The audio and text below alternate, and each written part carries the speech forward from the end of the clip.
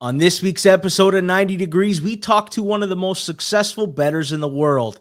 How does he look at the importance of noisy trends, dealing with criticism, and how big is his network of bettors? That and more on today's episode of 90 Degrees.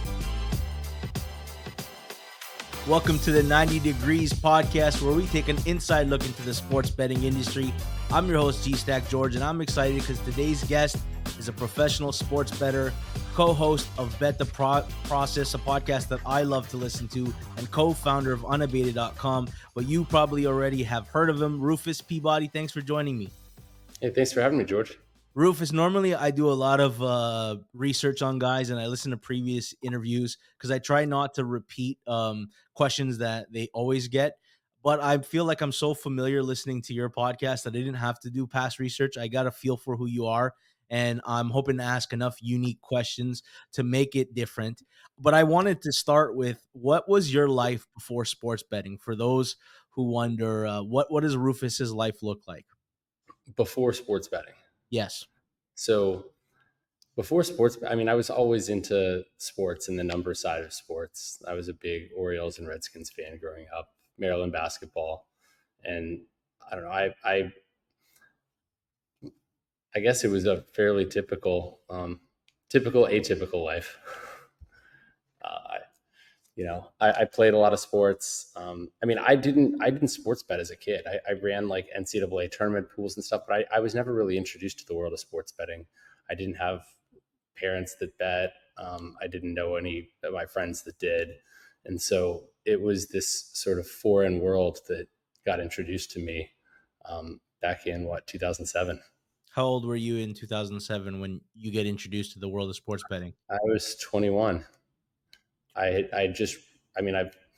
had read an article on ESPN.com by Gene Wojciechowski about Las Vegas sports consultants. He was embedded there for Selection Sunday, and I was like, man, this seems like the coolest place to work. And I talked my way into an internship with them, and it all went from there.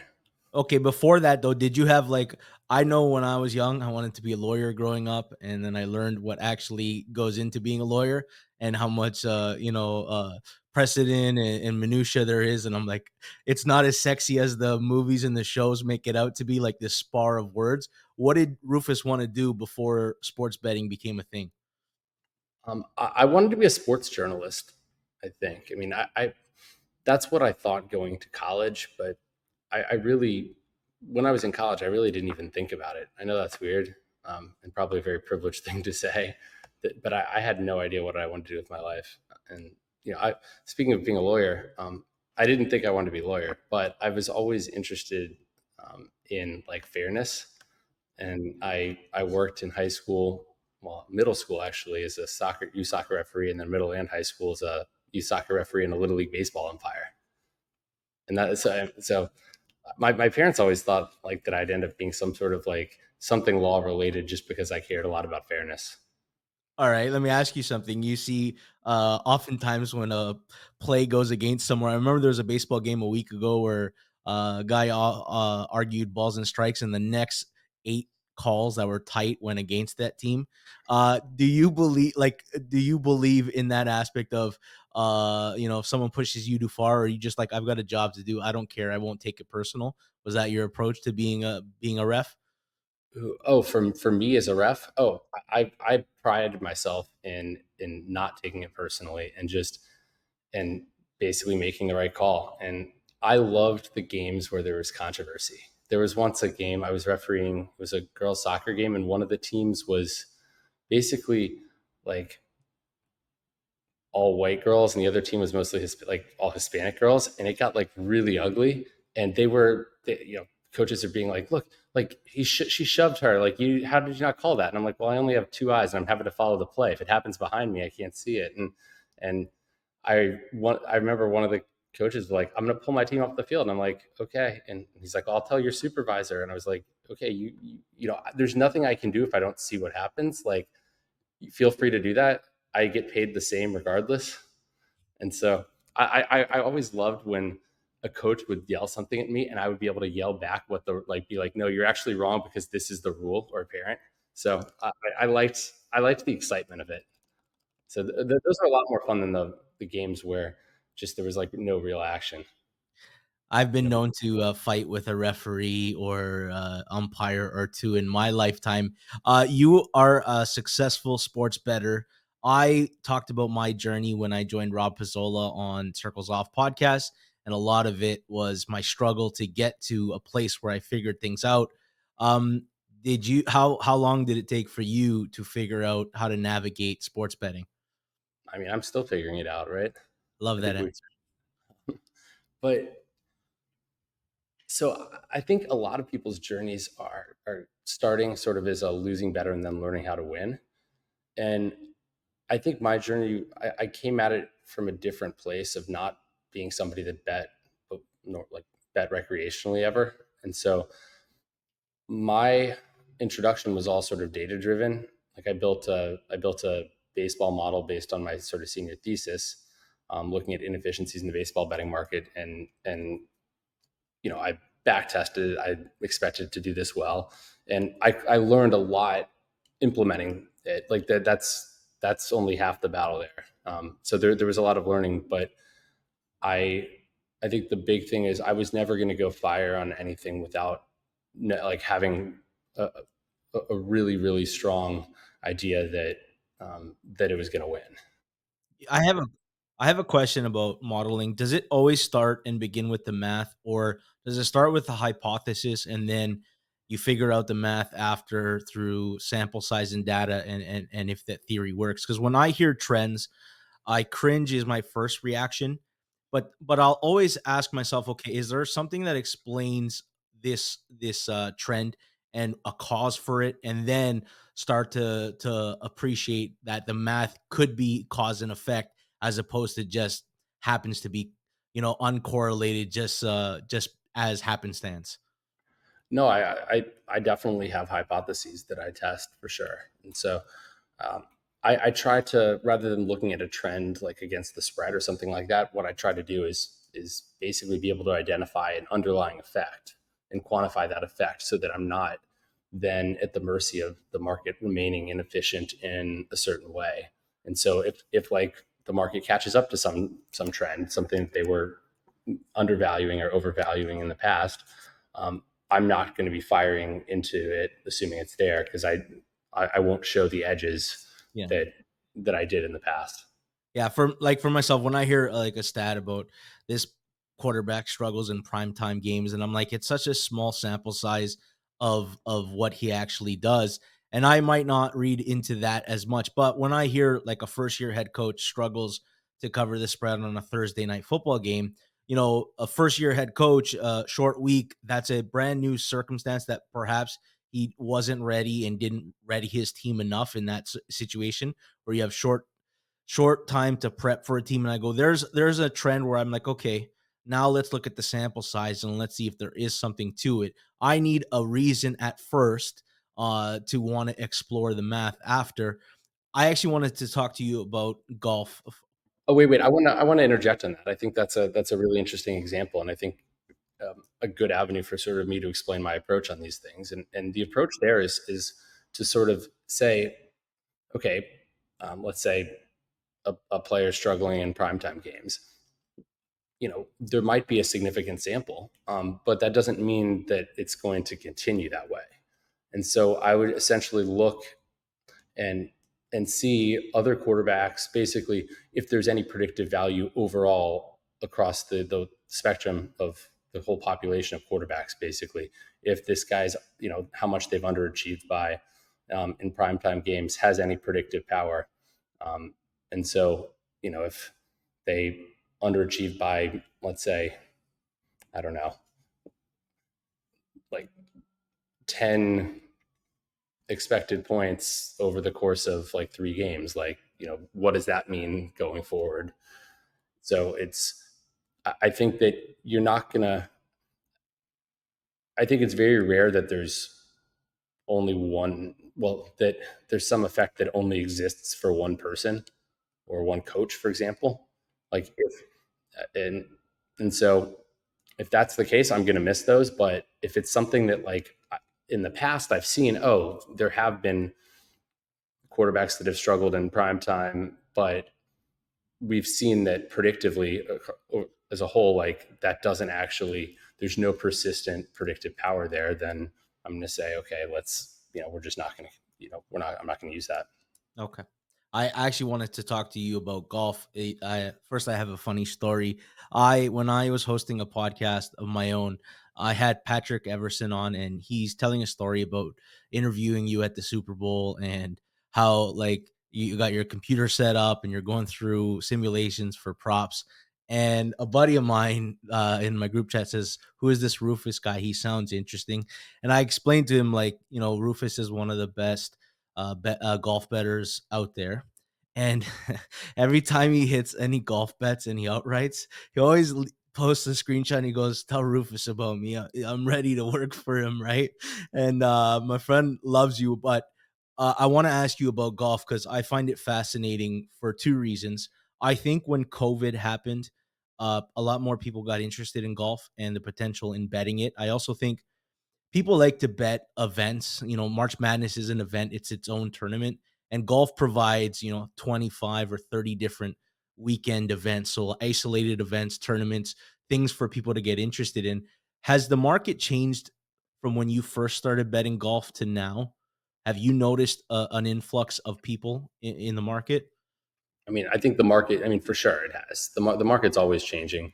I think markets in general are always getting more efficient. And I think golf is that way too. And I think with more data readily available to people, there's sites like Data Golf that where you can get data like that's been processed and analyzed already pretty well. Then that it gives people a better baseline understanding of how to sort of approach it. And so that definitely has made the market more efficient. And so I'm just like with everything, you have to keep evolving if you want to stay ahead. There's an interesting aspect of golf. There's one part course and how a player plays on the course.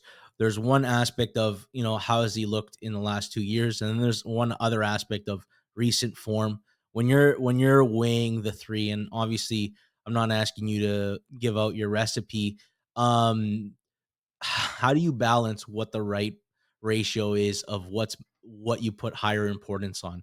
Course familiarity, recent form, or somebody who has traditionally been good for a couple of years? So I don't think of it that way as like recent form versus long term form. I I have sort of a DK function I use to essentially say how much I weight previous tournaments. So it's um, you know that is going to handle that. And so, and I'll say this, it's going to be different for different aspects of player performance as well. So something like performance off the tee, recent performance is going to matter a lot more than something like putting. And so I think those together, and just the performance, like how good a golfer is overall, matters a lot more than the course stuff. But the core stuff does definitely have some impact, and I think that's kind of where some of the special sauce is in terms of figuring out ways to look at things maybe in a different way than other people do in that regard, and that's kind of a way I've been evolving. Okay, let's speak of evolution. Once upon a time, data was harder to find for everything, and now, there's companies out there that feed data because there's a lot more bettors in the market, and so almost a lot of people have access to some of the same data samples that everybody has. And my question to you is, what do you think is more important now? I obviously back in the day, if you had data that nobody else did, you had a huge edge. But do you think access to data or knowing how to qualify that data is more important? I don't know, because I don't think without good data, it doesn't really matter what you do.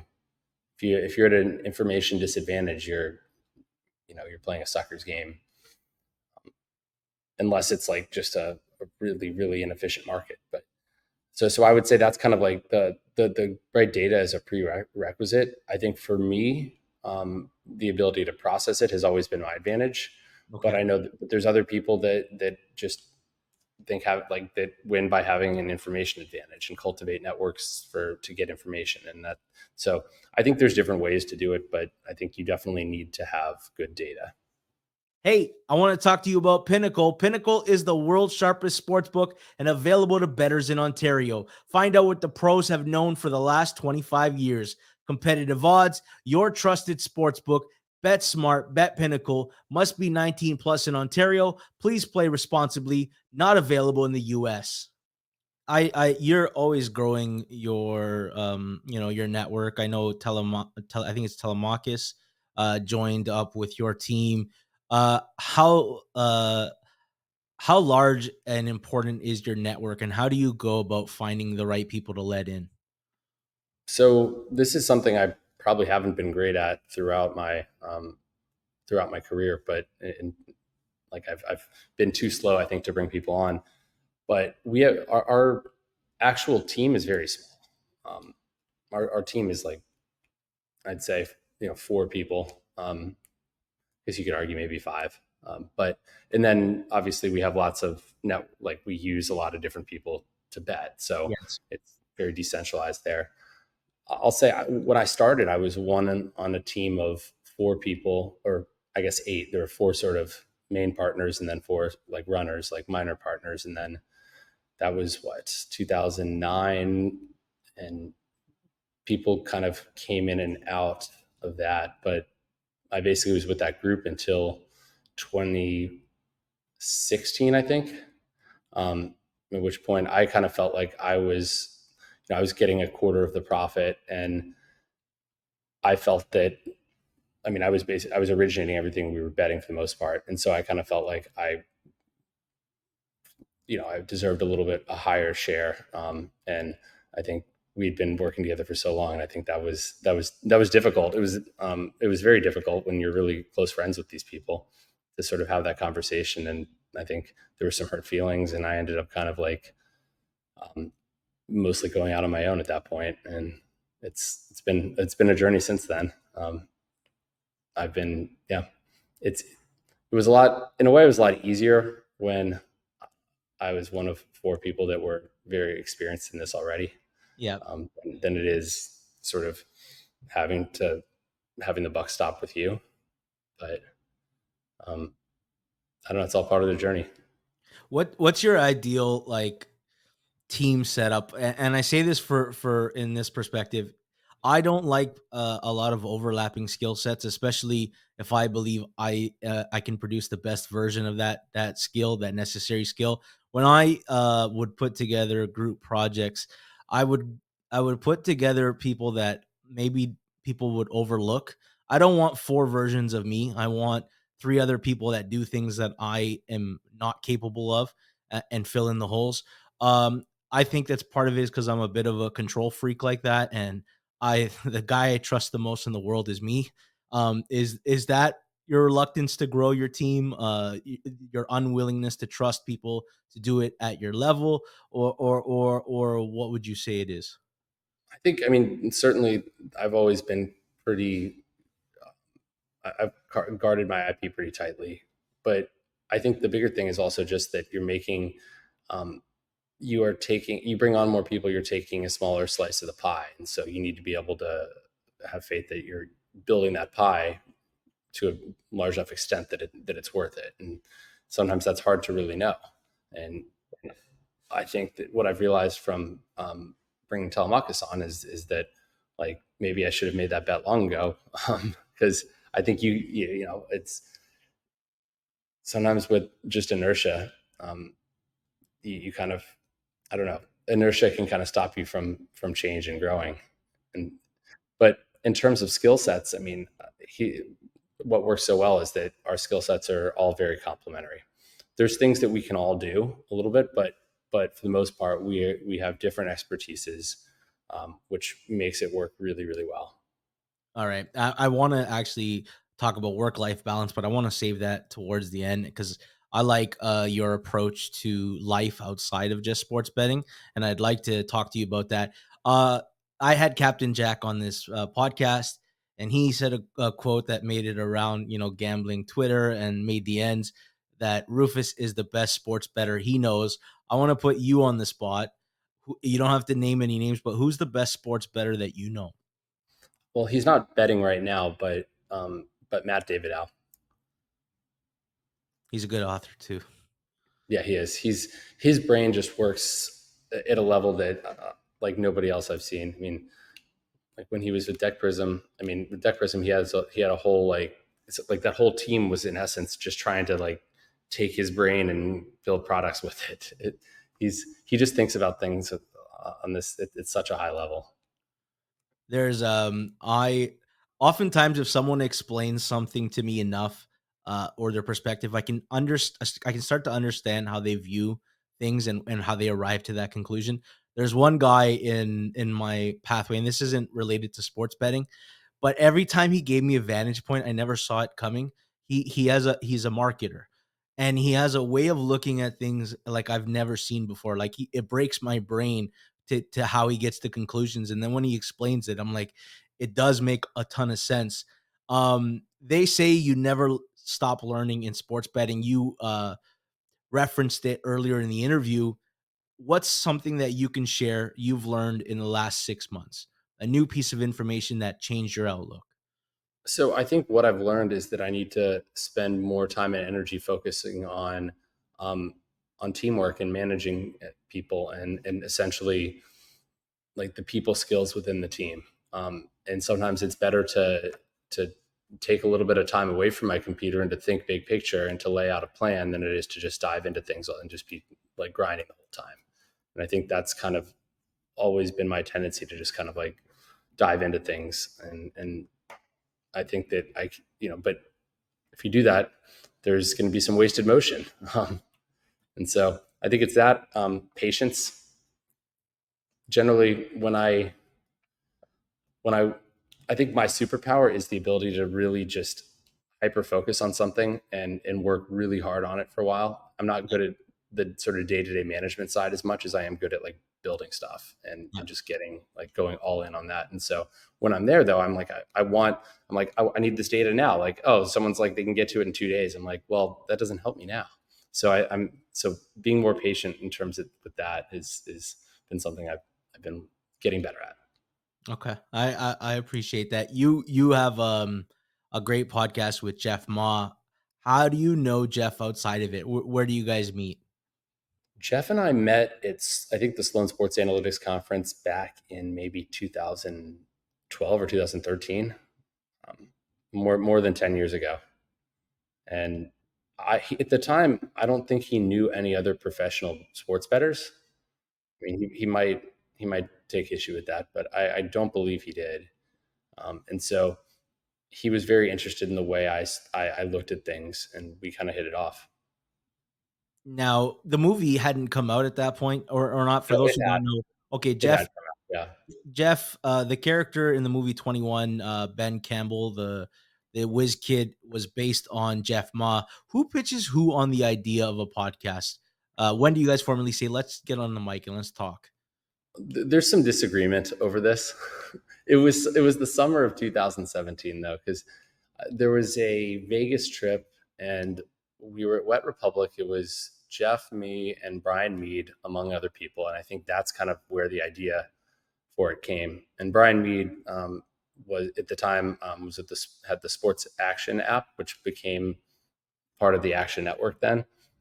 But that was I think the genesis of the podcast. I mean, the real reason we were both interested in it was that we both had done these stints as ESPN's predictive analytics expert, and we were both kind of frustrated by the way we had to talk about sports and games and gambling, and very much sound bites, confidence, narratives, and we kind of felt like that's well, I wasn't very good at it at all, but there wasn't a lot in the sort of media space that was, I guess, covering gambling in an intelligent way.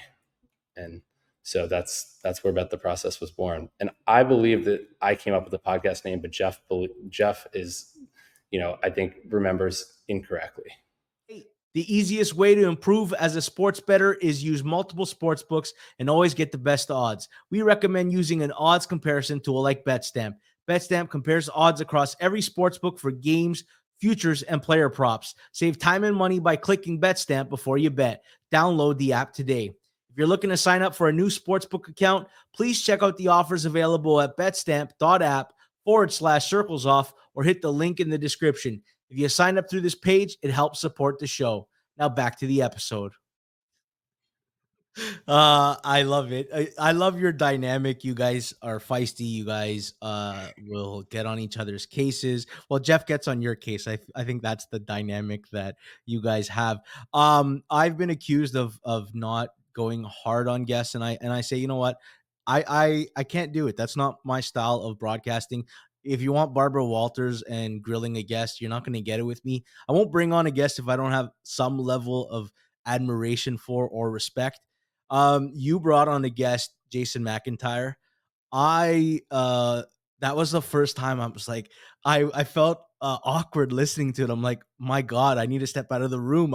It felt like two family members arguing at Christmas, and you're like, I don't want any parts of this. I'm going out for a cigarette. Did you know full well that's how it was gonna go when you invited him on? Well, imagine how uncomfortable it was for me. I kind of am a peacemaker as well, and I don't like conflict. And so, yeah, I was kind of trying to be like, oh, Jeff doesn't mean this, but I knew that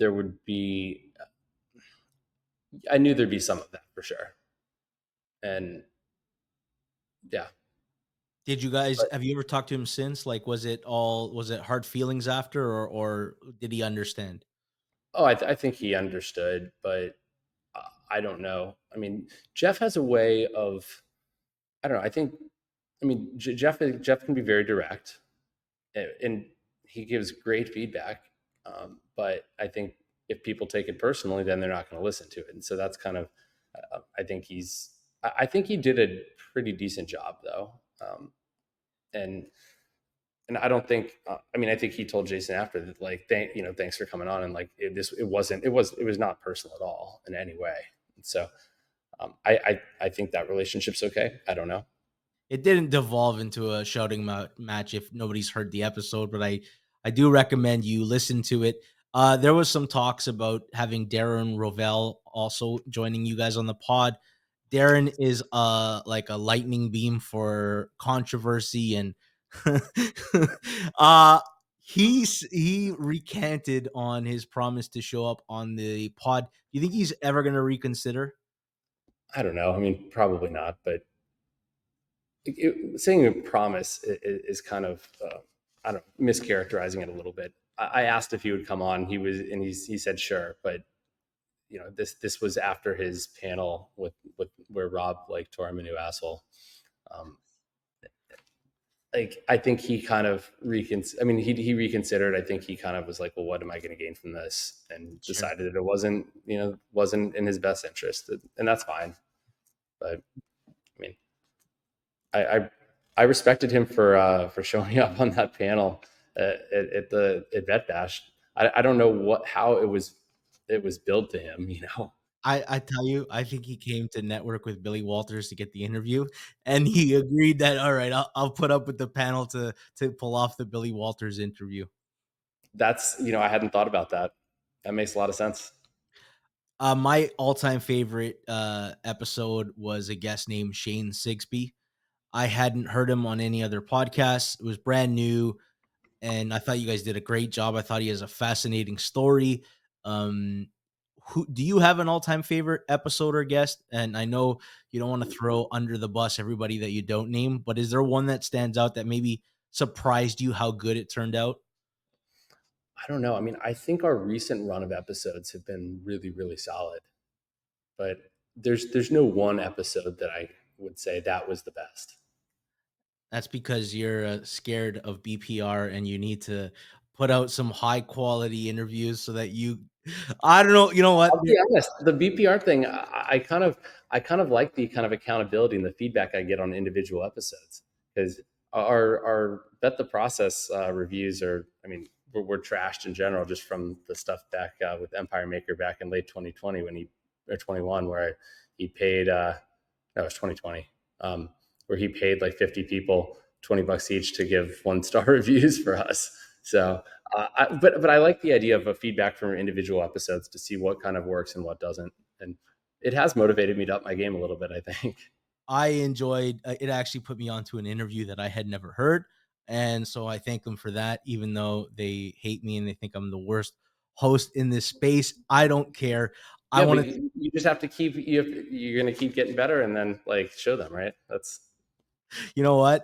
Eventually, you either come to love me or you come to hate me. I don't let it bother me. I've got really thick skin. Um, Twitter is a necessary evil. We need it to promote ourselves. We need it for information, but it's hard not to see criticism that comes at you. How do you deal with it? Because you get into a Twitter rift every now and then. yeah. I don't do it as often as I used to. I used to really get mix it up with people. Um, I remember those days with the Michael Schwimmer stuff. But I've it's been a journey for me though, because I think initially I took it more personally.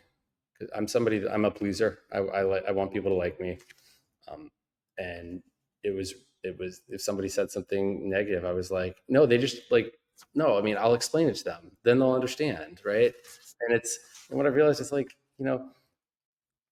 the person doesn't go on Twitter to try to understand me or my motivation. They have their own reasons for doing things, what they're doing, and um, when I realized that it's not about me. It's about if somebody gets upset at me, it's probably stuff that that's going on with them.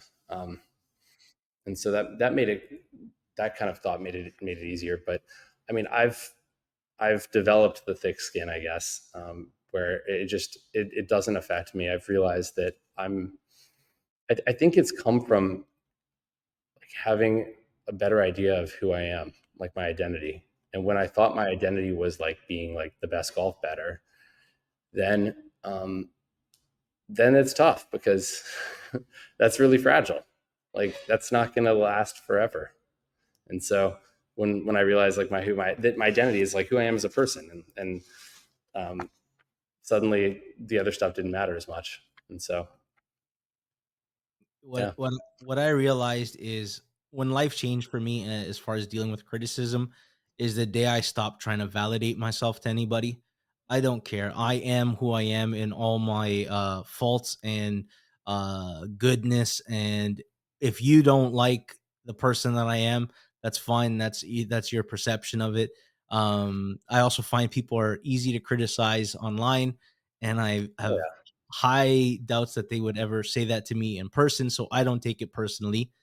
Unabated is a company that you co-founded, and you guys take a lot of heat from the sharp community. They call it you exposing edges and putting it out there. And how do you deal with all the criticism from the sharp community when it comes to Unabated?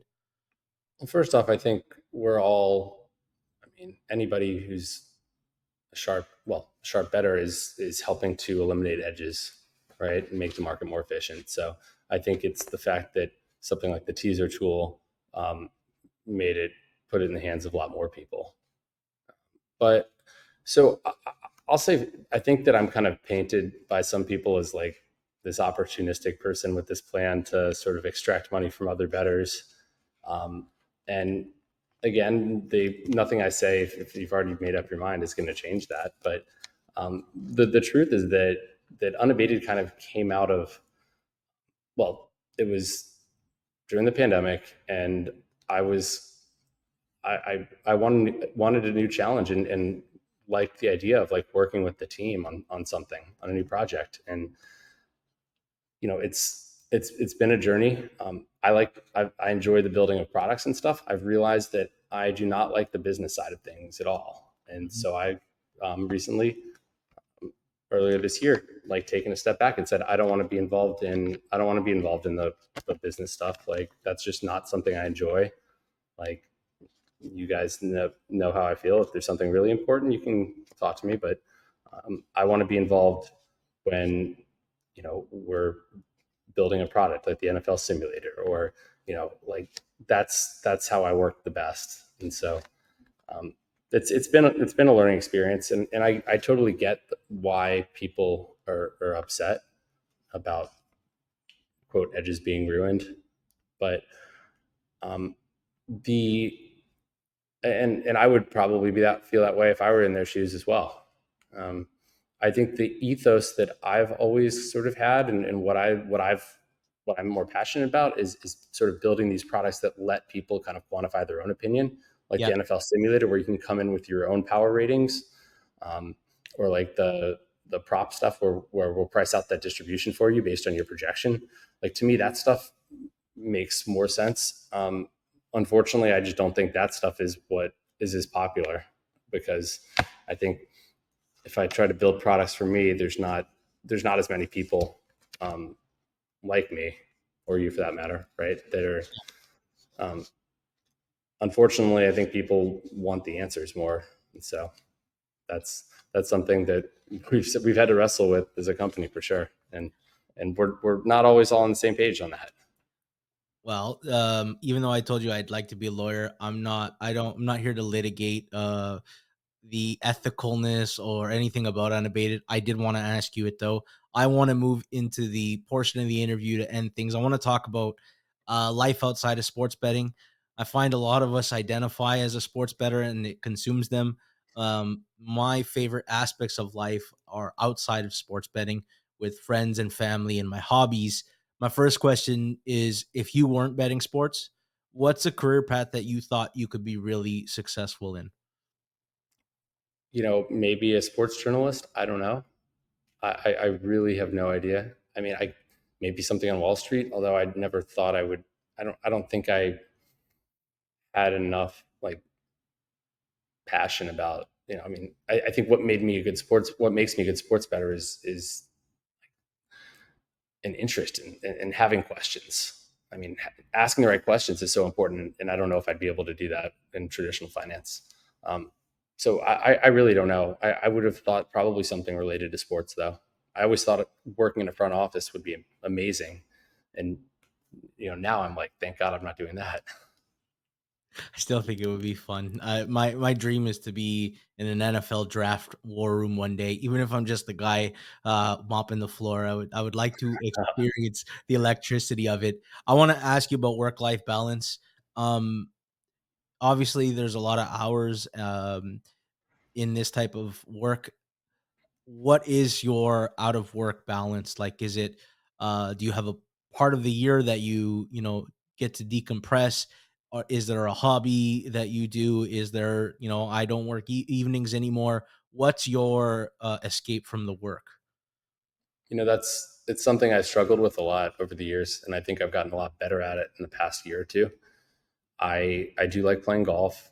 I have started exercising a lot more and more regularly. But I think what's hard for me is the fact that I'm at my best when I can just go full bore at something, which Yeah. means that which necessitates like not having balance there. So I think when I get into those sort of modes, embracing it and being okay with that, and then just knowing on the other end of that, then I'm going to come out and I'm going to take some time away from it, and I'm going to prioritize other things. And so I will say I need to be better about actually taking vacations. I've taken 2 weeks off in my adult life, and actually the second week, like there was like an emergency in the golf betting thing that I had to, so I had to actually like spend a day uh, on vacation in Aruba, like on a vacation where I was supposed to be completely unplugged, dealing with a bug in the model. But I've always like, I mean, I went to Burning Man in 2019, and I had no, there was no screen time. My cell phone was off the entire time, and Yeah. it was just this. It was such an amazing reset, and I actually came out of it feeling really motivated for betting, and like with a bunch of ideas, and I was just so excited to get back to it. And I have not learned my lesson clearly, because it feels like it's just so hard to take a week off.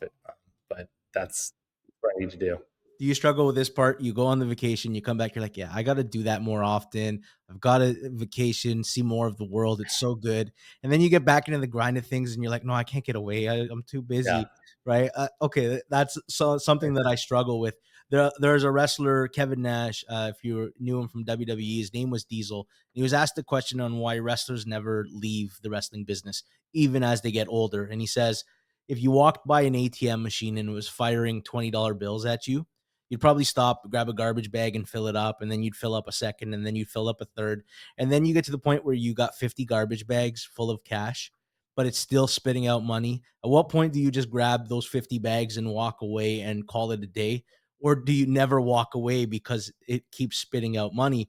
So my question is, do you have an exit strategy for sports betting? Is this something you see yourself doing for the next 5, 10, 20 years? Or is there another evolution of your life, or a venture that you want to pursue one day? It's a great question. I mean, first off, I think the most valuable currency is time. And I've I don't have an exit strategy. I I put myself in a position where I mean, I think I could walk away from this, and but then what would I do? It's something I enjoy doing, and I'm trying to keep doing the things I enjoy and sort of trim out the things that I don't. Yeah. That's kind of the goal. And I mean, I think the beauty of life, though, is the fact that I don't know what's coming, and I might completely reinvent myself and do something completely different. I have no idea, but I think that's it's going to be a surprise. And if I knew all this, it wouldn't be as much fun. Just like it's never fun to watch a football game that's already happened where you already know the score, right? So it's the same thing. Unless you're learning from it, because I rewatch every game on Monday. So yeah, Right. no, I totally get it. Rufus, you've been so generous with your time. I won't take up any more of it. Thank you so much for doing this. I've been a fan of yours for years. I listen to every episode that you guys have put out. So for you to join me, it was honestly an honor and a pleasure for me. Well, George, thanks for having me on. And I think you're a fantastic interviewer, and I really enjoy your podcast. Thank you. I think BPR's mind's gonna explode when uh the two of us get together for an episode, and can't wait to see the rating. Thank you Yeah. so What's much. the over under? 3.5. That's it. George didn't press Rufus hard enough about touting unabated. No for a reload. Okay. Thanks. Take care.